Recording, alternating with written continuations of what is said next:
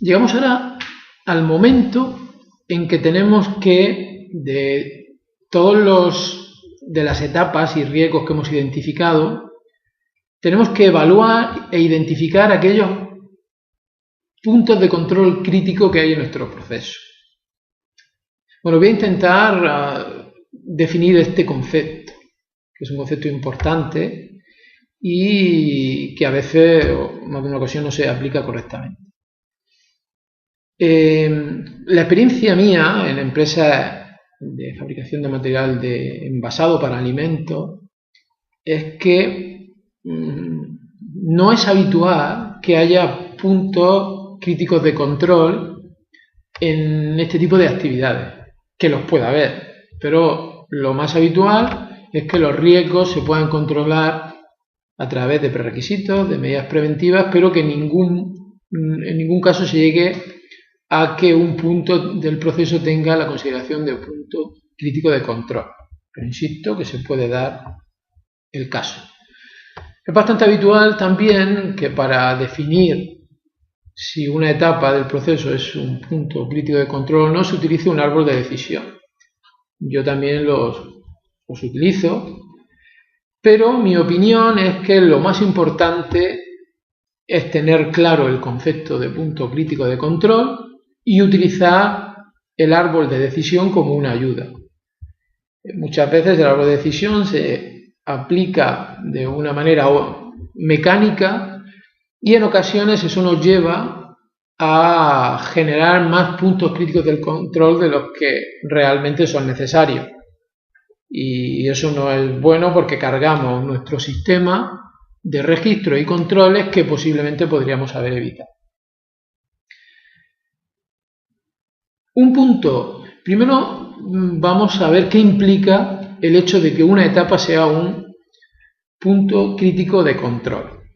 Aquí estamos hablando de una etapa en la cual existe algún parámetro de esa etapa que tenemos que controlar de manera que aseguremos que ese parámetro se mueve dentro de unos valores que garantizan que el producto es seguro. Y cuando ese parámetro se sale de esos valores, pues ya no tenemos la seguridad de que ese producto sea seguro. Porque, bueno, si posteriormente hay alguna etapa que permite eliminar el riesgo, no habrá ningún problema, pero si no la hay y no controlamos ahí ese parámetro del proceso, el producto que sale de ahí ya no vamos a poder asegurar que sea seguro. Por lo tanto, tenemos la obligación de en esa etapa controlar una serie de parámetros y asegurarnos de que están dentro de lo que se llaman los límites críticos, es decir, los límites en los cuales, mientras esté dentro de esos límites, ese proceso se está desarrollando correctamente y el producto fabricado o que sale de esa etapa es un producto seguro.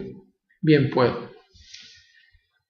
eso sería un punto crítico de control y ahí pues tenemos que tener un sistema, definir bien esos límites que he hablado, tener una metodología para hacer un seguimiento de ese parámetro que tenemos que controlar, por ejemplo una temperatura, por ejemplo un tiempo, una presión,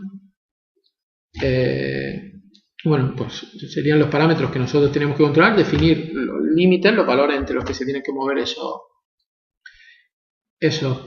parámetros. ¿Cómo lo vamos a controlar? Si periódicamente, si de manera continua, con qué equipo. Y tenemos que establecer también, pues, cómo cuando detectemos que ese parámetro que estamos controlando se va fuera de los límites críticos que nosotros hemos definido, qué actuaciones vamos a hacer. Por lo tanto, un poco a modo de resumen, estaremos hablando de un punto crítico de control cuando esa etapa del proceso tengamos un riesgo que si nosotros no aseguramos que determinados parámetros se mueven dentro de unos límites, si no aseguramos eso, es posible, bueno, la seguridad de que ese producto sea seguro no la tendremos. Y por lo tanto, existirá el riesgo de que comercialicemos productos que no son seguros. porque además luego no hay una etapa posterior en la que ese riesgo se controla. También suelen considerarse puntos de control crítico cuando es una etapa que nosotros hemos incluido dentro de nuestro proceso específicamente para controlar un riesgo. Ejemplo. Pues, un ejemplo podría ser que nosotros, al final de un proceso de elaboración de un producto, para evitar que el producto pueda contener metales, pues coloquemos un detector de metales. Pues ese detector de metales sería un ejemplo de un punto crítico de control.